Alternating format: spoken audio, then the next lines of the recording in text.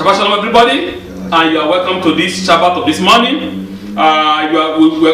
We start a new Sefer, a new book. You know, we finished the book of Leviticus last week, and now we are entering into a new book, the book that is known as the book of Bamidbar. Okay, and as I explained, that Bamidbar meaning in the wilderness. You know, and we can see why the other books, you know, why they call it the book of Numbers. You know, you need to understand the principle of what is going on here, right? Because the man that took the book to translate it into another language does not understand what the tradition of the original book is, right? Because you need to understand that the parashot, all of them, each parasha is named after the first distinctive word that comes out of that particular page.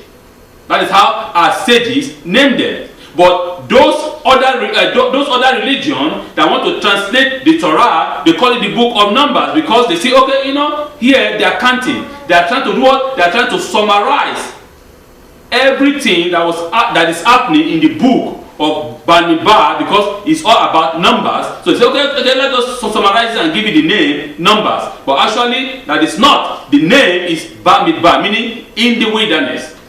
In the wilderness. Why the wilderness? Why the wilderness? Why did God give us the Torah in Egypt? Why God didn't give us the Torah in the land of Israel? Why didn't God give us the Torah somewhere else in the land of in Mesopotamia, for example? Why didn't God give us the Torah in the land of Ur, where our forefathers came out from Chaldeans of Ur in Babylon? Why didn't God give us the Torah at that time? Why God is giving us the Torah in the wilderness? What is the purpose? What is the reason? The wilderness. We are going to see that later this afternoon. The book of Bamidbar, the book of the wilderness, and I subtitle the parasha of this morning as "You must be born again." We must be born again. We must be. Many people say, "Oh, is the rabbi turning to an evangelist? Is the rabbi turning to an evangelical ministry?" No.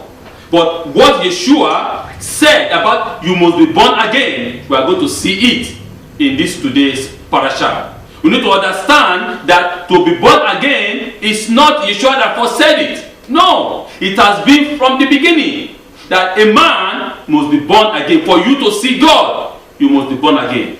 Without being reborn, you can never see God. With your physical flesh, you cannot see God.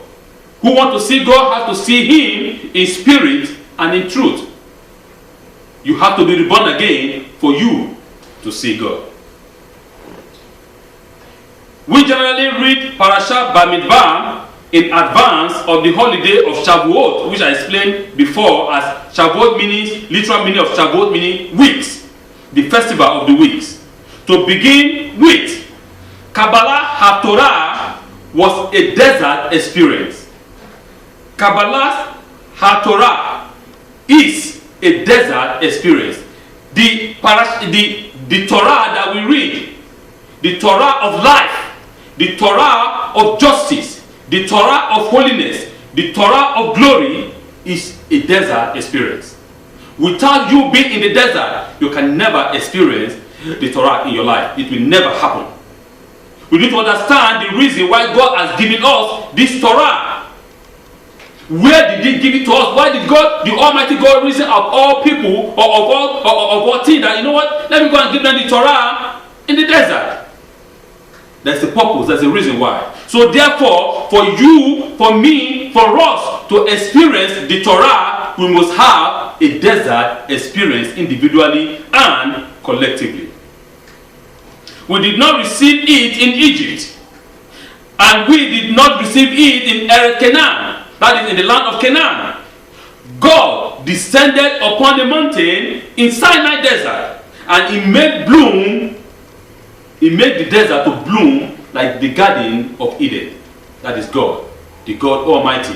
the God that we serve, the God of our fathers, the God of Abraham, Isaac, and Jacob. So therefore, the Lord God Almighty descended upon the mountain, and it is written that the mountain burned, and there was fire on the mountain, and the earth shook when the Lord, the God of heavens, descended upon the mountain and speak to the people.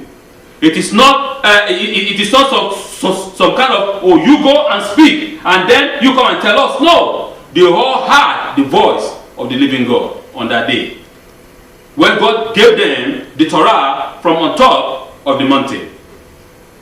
Furthermore, the Talmud says that if a man or if a person wants to learn the Torah and wants to keep the Torah, they must make themselves into a midbar, into a desert. You have to make yourself as if you are in the desert. You have to, cleanse your mind, because our mind is filled with what? With junks. Our mind is filled, our eyes is filled with junks of materialism, of the thing that we see in this world. It is filled with all this fantasy. It is filled with all these fake things. It is filled with what is not real. What is real? Only God is real. Every other thing is fake. The world that we live in is what is fake. And we can see that from the book of Bereshit, from the book of Genesis.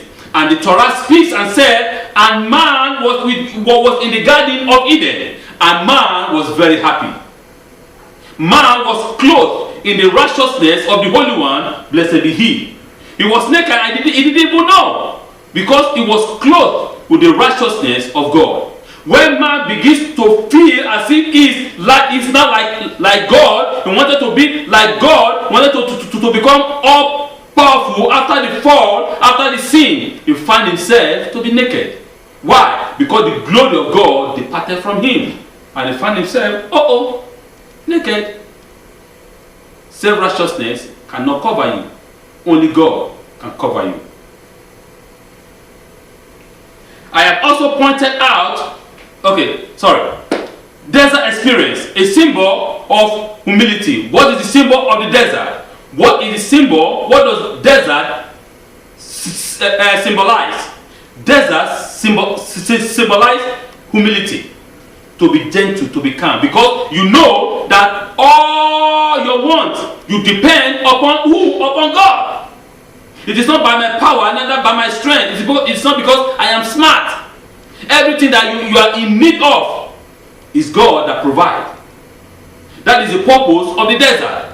That for God to have your ears, God wants to have your attention, because if God wants, He might give them in Israel. But remember, God will never have their attention in Israel, because the people were suffering in Israel. The Egyptians will even come and destroy the Torah and tell you, this is not the Torah, this is la la la la la la, and put some fake thing inside. It won't be pure. They might have gone, God myself, let me give them in the land of Israel when they are fat, I'm fat, I have everything, I don't care, forget about this. God won't have their attention. So God decided to give us the Torah in the wilderness in order for Him to have our 100% attention. Because attention is the key.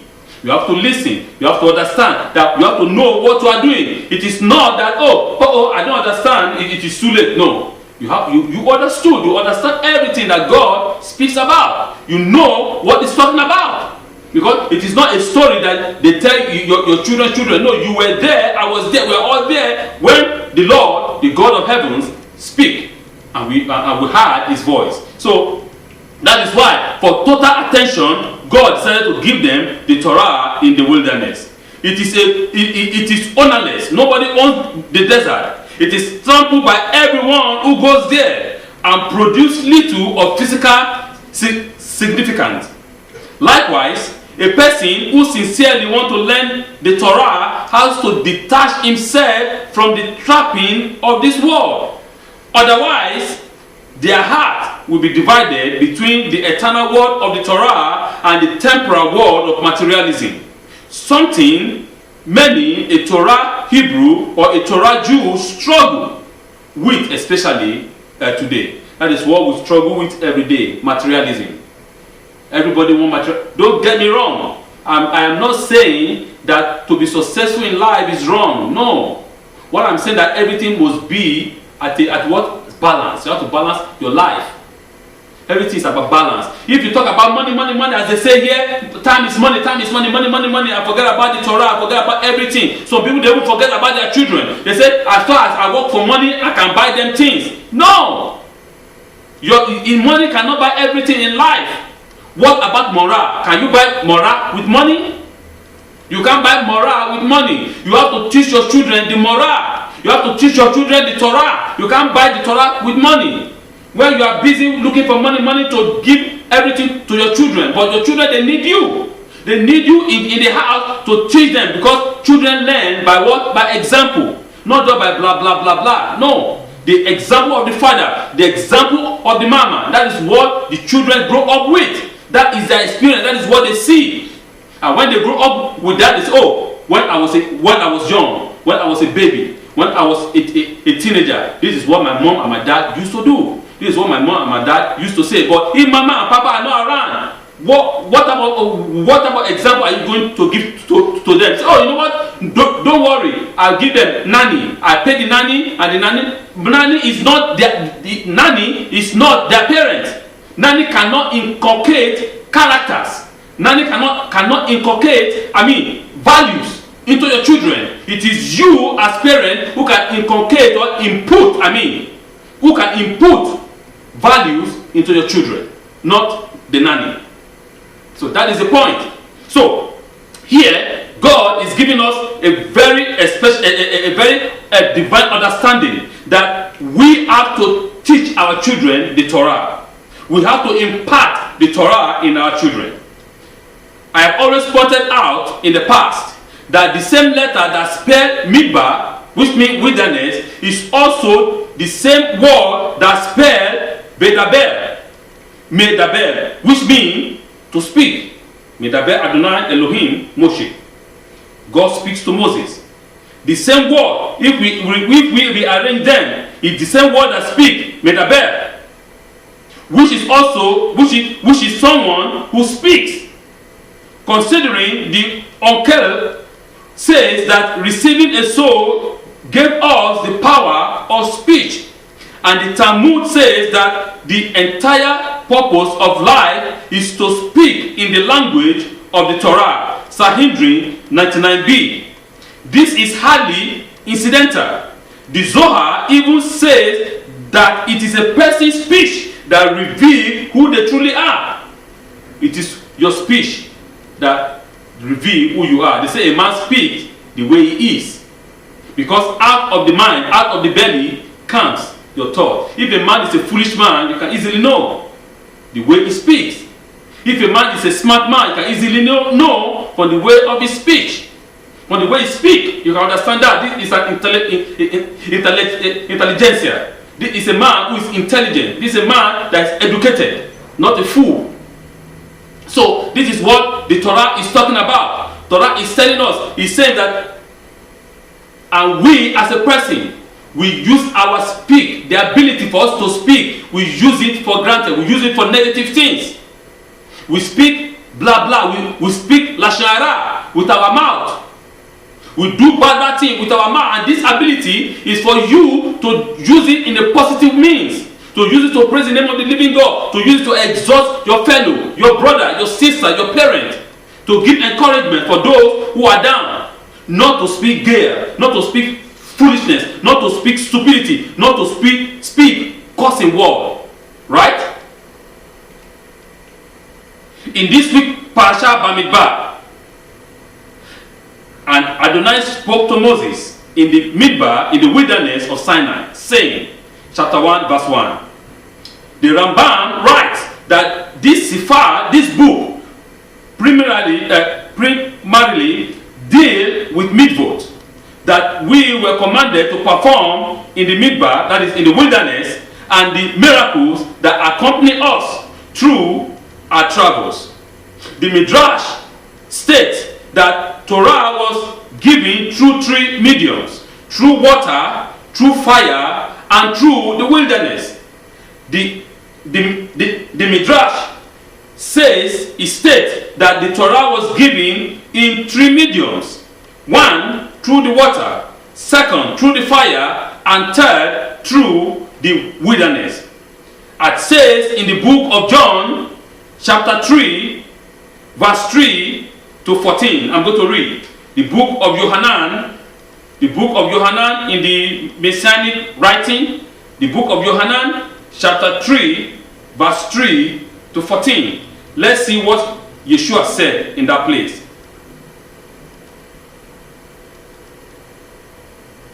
Okay. Yeshua answered and said to him, Amen, amen. I say to you that if a man is not born from the beginning, he is not able to see the kingdom of Elohim. Nicodemus said to him, How is it possible to enter the womb of his mother the second time and be born? And Yeshua answered and said to him, Amen, amen. I say to you that if a man is not born from water and spirit, he is not able to enter into the kingdom of Elohim. The thing which is born from the flesh is flesh, and the thing which is born from the spirit is spirit. Do not marvel that I have said to you that it is necessary for you to be born from the beginning. The wind will blow where it desires, and you hear its voice, but you do not know from where it comes or to where it goes. Likewise is everyone who is born from spirit. Nicodemus answered and said to him, How is it possible for these things to be? And Yeshua answered and said to him, You are a teacher of Israel, and this thing you do not understand? You do not comprehend? Wow. Amen, amen. I say to you that the thing that we speak, we know. We testify to the things that we see, and our testimony you do not receive. I have explained earthly things, and you do not believe. How then will I explain heavenly things? And no man has ascended into heaven except he who descended from heaven. The Son of Man is he who is in heaven. And as Moses lifted up the serpent in the wilderness, thus the Son of Man is about to be lifted up. Yeshua said, You must be born again. For he who is born of the Spirit is of the Spirit, and he who is born of the flesh is of the flesh. So therefore, the Torah was given through three medium: through water, through fire, and through the wilderness. Everybody has to be born again. Our forefather Abraham was born again. You say, how, Rabbi? How did that happen? Abraham was reborn in the fire of the Chaldeans. When Nimrod, the king, put Abraham into the fire, because Abraham refused to do what? Refused to deny the Holy One, blessed be He. He said, No, I will not deny Him, for the Lord is one, for the Lord is true. And Abraham was thrown into the fire, and he came out alive. Abraham was reborn in the fire of Chaldea. Israel was reborn in the water of the Red Sea. When they were reborn, the Lord God began to speak to them. The Torah was given into us in the wilderness. Each and every one of us has to be reborn of the Spirit. Because if we are not reborn, we can never see God. It is not possible for you to see. He said the flesh cannot see God. It is not possible. You can only see God through the Spirit. For he who is born of the Spirit is of the Spirit. And he who is born of the flesh is of the flesh. So we have to be reborn. As it is said here, that you have to be like it was in the beginning. For you to be born from the beginning. What is the beginning? Where is the beginning? In some other translations they say you must be born again, but this is the right translation from the Aramaic. You have to be born from the beginning. What is the beginning? The beginning is the Garden of Eden. It must be like it is in the beginning. when God created man pure and good, before the system was diluted. We must be born like it was in the beginning, in the spirit. Because remember, Adam was in the spirit in the beginning, without a flesh. He was in the pure spirit, a pure soul, a pure spirit. That is what Yeshua is talking about, that we have to be like that for us to see God, for us to be able to communicate with the Holy One. Blessed be He. We must be like that. We must return back to the base. We must return back to the Garden of Eden. We must return back to our beginning, to our starting, to the pure soul, to the pure spirit, which the Holy One, blessed be He, has created. We have to remove all the junks of our lives, all the things that is deceiving us, all these things that we call reality, that is not reality. Abraham passed through the fire of Ur-Kasdim in his steadfast refusal to deny the Holy One existence. As we left Mizraim, we passed through the water of Yam Suf, which is the Red Sea, the Sea of Reed. We then travel into and through the Midbar, through the wilderness. The Kesef Sofar explained how each of these teaches us the underlying foundation of our connection to the Torah. The Torah is compared to water. Just as water flows from the highest place to the lowest one, so too the Torah flows from the hasty person to the humble one. The Torah was given on Har Sinai, on the mountain of Sinai, the lowest of mountains, to demonstrate this aspect of the Torah. Mountains, the Sinai mountain is the lowest of all the mountains. Is the lowest of all the mountains, and therefore God chose it. Even though as low as it is, you might think of yourself, oh, I am an ordinary person, I am a man on the street, I don't have anything, but God has chosen you to use you as an example for a positive example for the world to see that God is God. God has chosen the elementary things of the earth to destroy the wisdom of the wise. Those people that think, oh, I have PhD. Those people that say, oh, I'm a doctor of science. I have all the knowledge of the world. I understand physics, quantum physics, I understand everything. God has chosen the ordinary people to destroy the wisdom of the wise. In order to develop and grow in Torah, one must properly recognize his position vis-a-vis Adonai. We must realize the incredible gift that has been offered to us to connect us to our Creator, which is the Torah. Only such a humble approach will allow us to properly assess the Torah and thereby properly assess our Creator, the Holy One, blessed be He. So therefore, it is our humbleness as the water flow from the highest level to the lowest level. That's the direction of water. The same thing, the Torah flow from those hasty minds. Those minds that are hasty minds. God doesn't like a person that is proud. A proud mind will never understand the Torah because he will want to do what? He want to rationalize the Torah with a human understanding. And you cannot rationalize the Torah with your understanding. It takes the divine understanding for you to be able to see what God is talking about in the Torah. The Torah is compared to fire, as fire illuminates the path of life for a person and allow him to choose the proper direction. The fire of the Torah illuminates this world and gives us the perspective to distinguish between tempting illusion and reality. It is the Torah that designed in us for us to know what is an illusion and what is a reality. As I said, everything that you see is an illusion. Everything that you see, everything is an illusion. The only truth is the Torah. The only thing that is reality, the only reality is God Himself. Every other thing is an illusion. The Torah was given in the Midbar, in the wilderness. This relates to the Torah being given to the eaters of manna.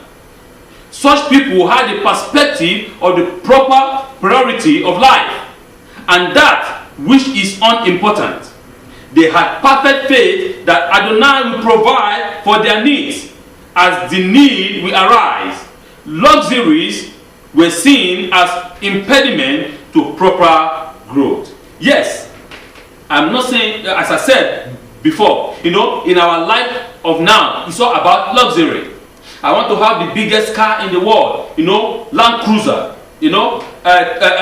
what's called Land Rovers, land this and this, land that and that, the biggest mansion in the world in California, Sun Valley, I want to have the biggest mansion. I want to ride limousine. I want to have my own private jet. I want to have the helicopter. I want to have the biggest yacht in the world. Luxury, luxury, luxury. All this is illusion. Why did God bring the people to the desert? God bring the people to the desert to have their 100% attention so that they can understand what the Torah is talking about. As I said again, don't get me wrong. I'm not saying that having a good life is bad. No. I am not telling us, okay, you know what? Go barefooted on the street and become naked on the street. No. Or don't have a house. No. If God has, the Holy One blessed be He has what? Has blessed you, has given you all the means. You can have those things, but you have to balance your life. That is what I'm saying. Life must be balanced. It's not everything about luxury. It's not everything about prosperity. It's not everything about money. No. There is also a spiritual food. If you feed all your body with all the goodness of life, remember, this flesh will not see God. It will decay because it's from the earth, and to the earth it belongs. It will go back there. But what is your soul? You make your soul to become thirsty. You make your soul to be hungry because you did not feed your soul with the Torah. So this is what I am saying, that the Lord who brought those people into the wilderness and feed them with the manna, they depend 100% upon their Creator. They know that their Creator is there to provide all their needs according to His riches in glory. The Lord, the God Almighty, will provide for all your needs. Whatsoever that you need, whatsoever that it is your need, He will provide them. No doubt about that. I know and I believe. He will give them to you as you need it. But if you just want to have money for having money's sake, what is the blessing about there? Our father David gave us an example. He said, God, do not make me to be too much rich, because if I am too much rich, I won't serve you. I'll be proud, and I don't want to be proud. And he said at the same time, God, do not make me to be poor, because if I am poor, I will deny you. A poor man will not serve God. Understand? Because he's too poor. It's a balance for everything. That's what God is saying. That's what David is telling us. He said, I want balance in my life. I need steadiness. Not like this, but like this, equal balance, and that is what the Torah talks about. I want to give us a quick example, a quick short story about things of life, about luxuries, about luxurious things, okay? There is a famous story by a wealthy businessman who was passing through a town that has that is particular rabbi in that town. And so, as the man was passing through, he wanted to use the opportunity to do what? To visit that rabbi. Because he was passing through that town. He said, "Oh, you know what? Since I'm passing through here, let me quickly say hi to this rabbi because I know him." As soon as he entered as soon as he got to the house of the rabbi, he knocked. Hey, hi, shalom alaikum. Okay, good. Come inside. As the rich man, because a rich man was a businessman, a rich businessman, as he entered into the house of the rabbi, he looked. So, because he wanted to keep his mouth shut, but he couldn't resist it. He couldn't hold it back. He said, "Rabbi, where are your furniture?" Because there was no furniture in the house. Then the rabbi kept silent and watched. Then the rabbi answered, because a good Jew answer a question with a question. So the rabbi asked him, where is your own furniture? That means, if you want to have a seat, why don't you bring your own furniture along with you? The rich man, the businessman said, oh, Rabbi, I'm just passing by. I'm just passing by through the town, and I decided to come inside your house to say hi. The rabbi said, you have answered the truth. You have really answered. Me too, I am passing by on what? On earth. The earth, the planet, we are passing by through it. You don't need the furniture. You don't need all those things. To the rabbi, it's a luxurious thing. I don't need it because my furniture is in heaven above. I am passing by too. You are passing by. Me too, I'm passing by on the planet. I'm passing by on this earth. This earth is just a pass by to the eternal life. Man died in the garden. When the glory of God departed from man, in the garden man was living. Then when the glory of God departed, man died. Because God said, the day you sin, the day you touch this fruit, that day you die. But we think, yeah, he didn't die. No, man is dead. It's a walking dead. For you to be alive again, you have to eat of the Torah. And that's why God said, I am not the God of the dead, I am the God of the living. I'm going to give them the Torah to revive them. Just like the prophecy that came in Ezekiel. The Lord God told Ezekiel, can this bone live? These are dry bones. We are all dry bones. Can this dry bone live, son of man? Ezekiel said, Lord, only you knows. As for me, I don't know. Only you knows. God said, prophesy upon the dry bones. And he prophesies, and the dry bone live. You see, so this is what God is saying. We all are dry bones. Because the glory of God departed from us in the Garden of Eden. And man found himself to be naked. Because he thought he's smart. So now, we shall live again, the Bible said. The Torah is telling us that we will live again. Because it will prophesy upon us. The Holy One will breathe breath again as he breathed upon Adam in the beginning. That is what Yeshua is talking about. You have to return to the beginning. Right. And he will breathe again unto you, and you shall rise. As it was in the beginning. Remember, I always said, the beginning and the end is one. No difference. If you want to know your end, look at your beginning.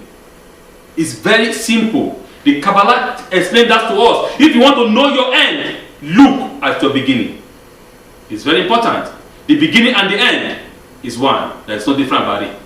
It is an illusion that is in within. You don't look at it because this earth covers our face with what? With illusion. Alright, to quickly finish. So, this is what the rabbi said. Me too, I am just passing through here too. This is a place of, I don't need to put my wealth here. My wealth is above. This, of course, is a level that is far beyond us. With the environment in which we were brought up, with yesterday's luxury becoming a necessity, we will not be able to function, much less or to grow. We will not be able to even grow at all in such a surrounding. Nevertheless, we must try each on our own level to minimize our dependency on luxuries. Okay? We must minimize it. God told Abraham, you have to be born again, my friend.